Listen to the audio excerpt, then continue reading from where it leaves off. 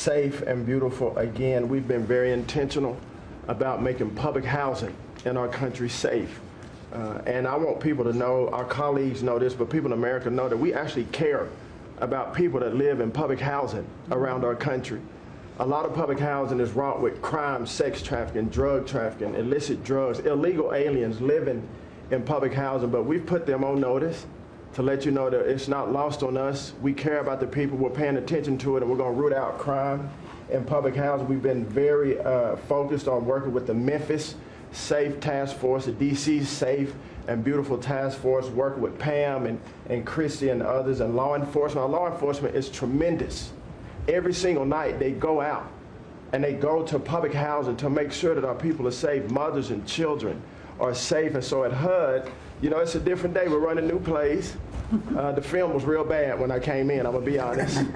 But we are giving the people that live in public housing the assurance that they will be safe. And we also announced a new crime hotline, sir, that people that live in public housing, if they see criminal activity, if they see illegals living there, if they see drug trafficking, if you see it, if you hear it, report it.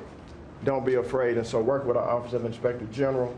We've set up this crime hotline, and also working with Christy and Department of Homeland Security, making sure that everyone that lives inside of public housing is accounted for and that they are American people. And so I say that and I emphasize that to know that we prioritize American people and American people only.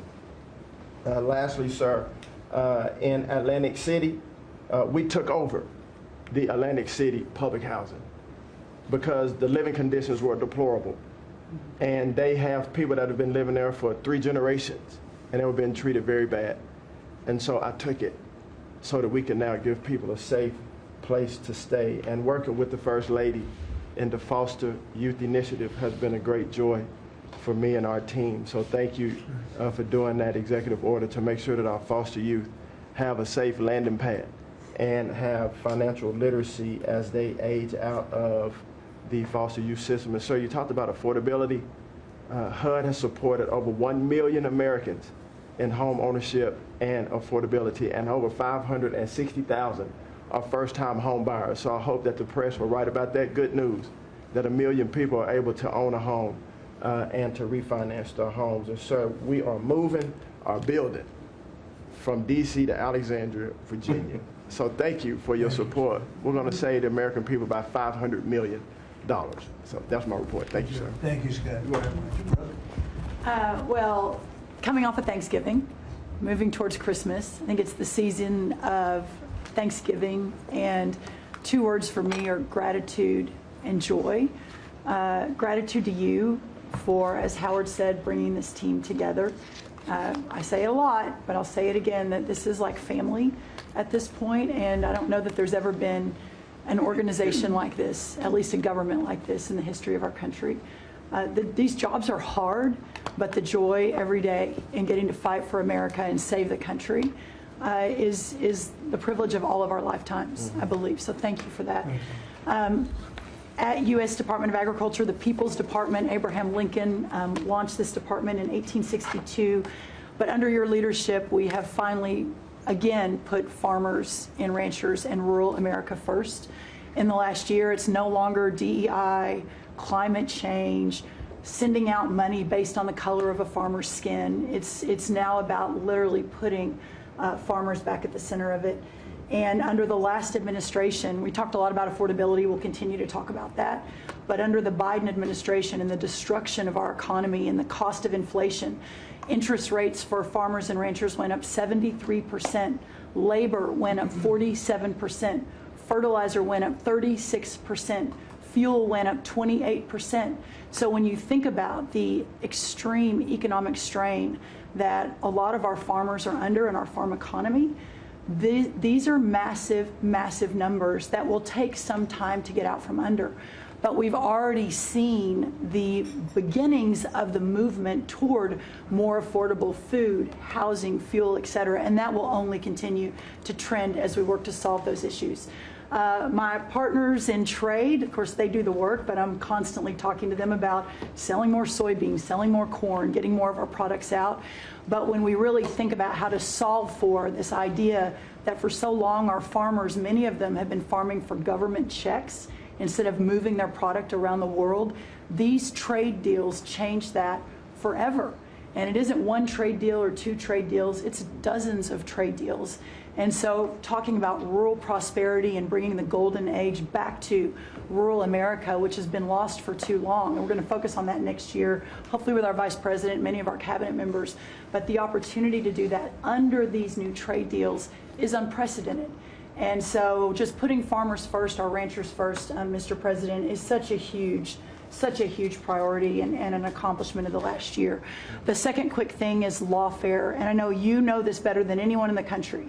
When a government politicizes and weaponizes their power to go after average, everyday Americans, well, from you, the top of the EPA's president, but all the way down to the ranchers in South Dakota, the Maud family, who were facing jail time over a fence line dispute that had been in their family for 130 years.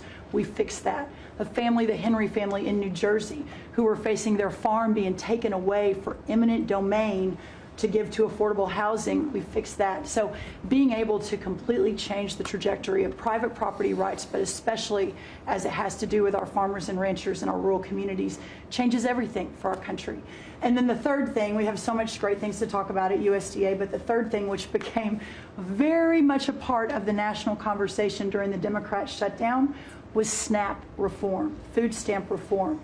When all of America saw what so many of us know and have been working on, but when you have so much rampant fraud in a program that 42 million Americans participate in, now a big good piece of news that I hope is written about, since you became president, about 800,000 of those 42 million have moved off of food stamps, which is hopefully the plan with better jobs, higher wages, et cetera.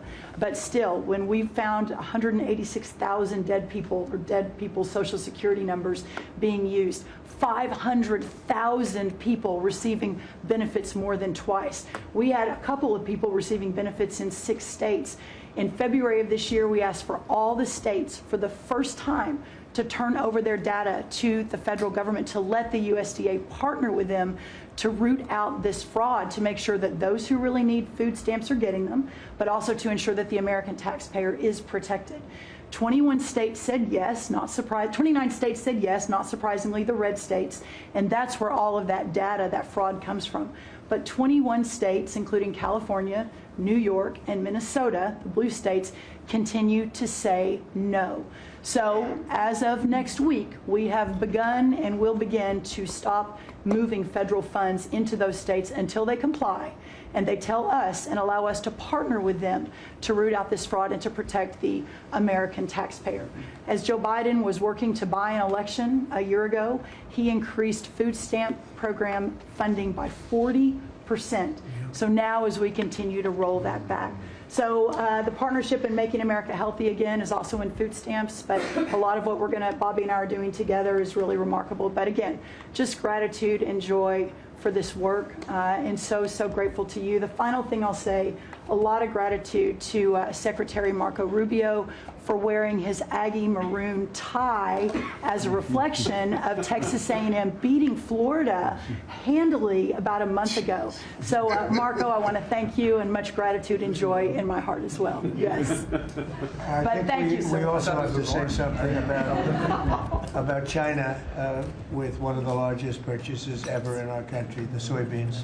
Yes, sir. And so I want to thank President Xi. We had a great meeting. We were in